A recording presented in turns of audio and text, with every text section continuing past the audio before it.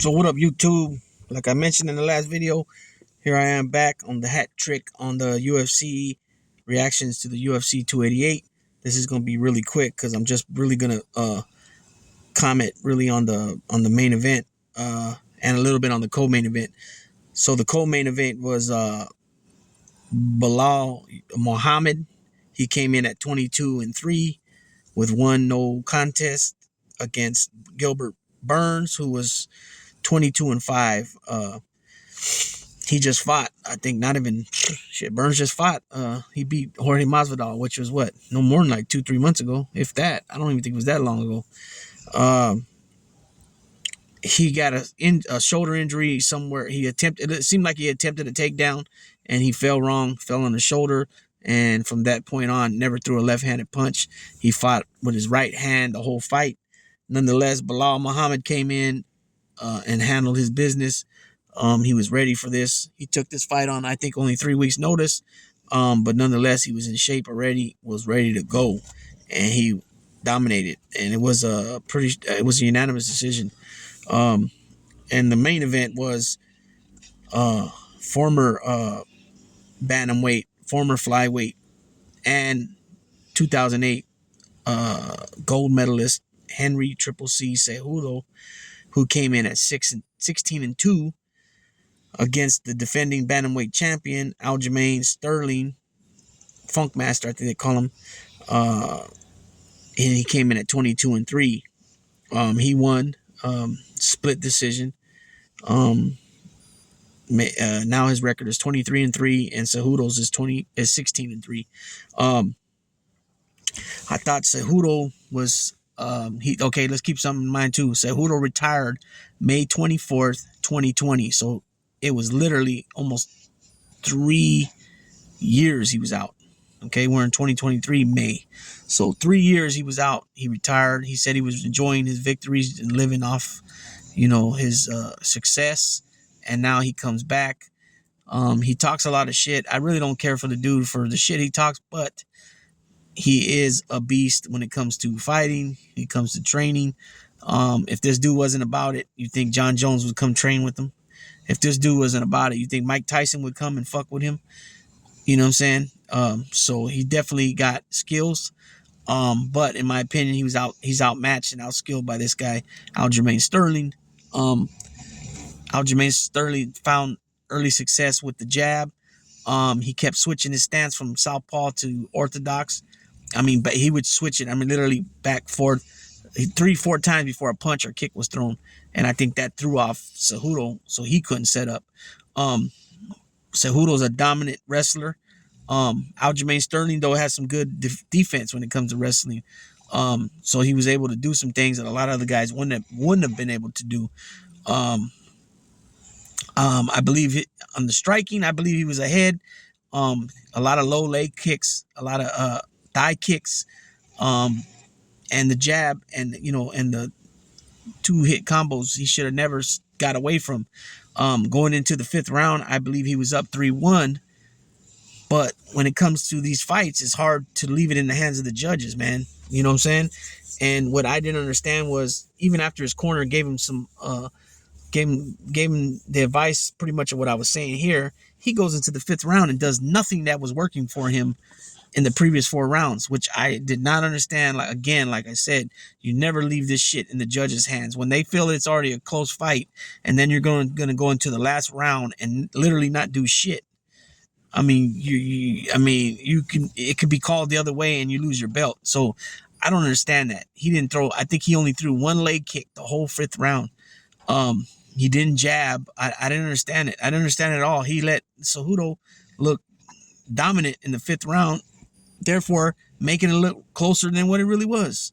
I just didn't get that. And then after he defeated Cejudo said straight up, if I'm coming in second, I'm a loser.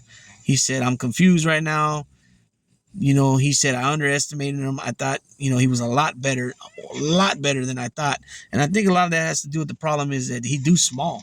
Henry Cejudo's a small guy. He's only 5'4". Sterling's 5'7", and you can see the difference. And then the weird part about it, not weird, but the part about it afterwards, after Sterling won, Sugar Shane Sean O'Malley comes in and he makes Sterling looks hella short, you know. So Sugar Shane's vicious with the striking. He's a great striker. Wrestling's not there for him. So I did think originally that if he fought Cejudo would fuck him up. But then even though Cejudo's a good wrestler, you know, maybe the difference in height and all that would, you know, Sean O'Malley might be stronger than what we actually think. But when he fights Aljamain Sterling, it's going to be difficult for him when it comes to the wrestling. But if they stay on their feet, I can see Sean scoring big time with striking, with kicks, you know, and punching. But Sterling's no pushover. Obviously he's a champ, so that's going to be something I'm looking forward to seeing that fight there. But when it comes to that main event, I just didn't understand why Sterling decided to go in that 5th round and do it the way he did that. That put himself very in jeopardy of losing that fight. And everybody knows what I'm talking about. We've seen worse decisions than what could have happened there happen. You know what I'm saying? We've seen guys get their ass whipped the whole round and win the round on certain judges' cards. So you can never be assured of something unless you knock the person out. I don't know why he stood away from what was working for him in rounds 1 through 4. I can't put my finger on it. I don't know why he decided to handle it that way. Luckily for him, though, he still came out with the victory. If he would have went in there on that 5th round and handled it the way he handled most of those rounds, it would have been a unanimous decision for him, regardless if Henry won rounds 2 and 4. You know what I'm saying? It still would have been a clear unanimous decision on all 3 judge score cards. But he decided to go in there and handle it the way he did, and it could have almost costed him. You know what I'm saying? So with that being said, Big Lou tapping on out. But what it do with Big Lou? Oh, just to let everybody know, as you guys have seen from some of the shorts, we've added to the yard. Daisy, as you guys know, we got the Vanilla Gorilla Maybelline, aka May. Now we've got her brother, littermate brother, Louis Vuitton. He is up for stud. No matter where you live in the United States, we can get the semen to you. So if anybody's interested in using him for their female, just drop me a comment in the comment section, and we'll go from there. I don't want to put business out on here as far as numbers and all that, but you know, everything's negotiable. On the red boy, the 7-month-old male, obviously he's not old enough to breed yet, but we are taking, he is open for stud as well. And we're going to do 5 low fees opening for stud on him. And after those 5 studdings, the price is going to go up. He's already 23 inches at the withers. He's 7 months old. He's about 90 pounds right now, 85, 90 pounds. He's a red Merle, big red. And then the other male is he's a lilac tri male Merle. So he's got great pedigree behind him. Well, they both do. But this guy, Vuitton, May, they have an excellent bloodline, which is also Daisy's uncle and aunt, and Champ's great uncle and great aunt. So anybody interested in using the males for studying with their females, holler at me. You can drop a comment on any of the videos or the shorts, the pre-recorded videos or the live streams, and I'll get back to you. And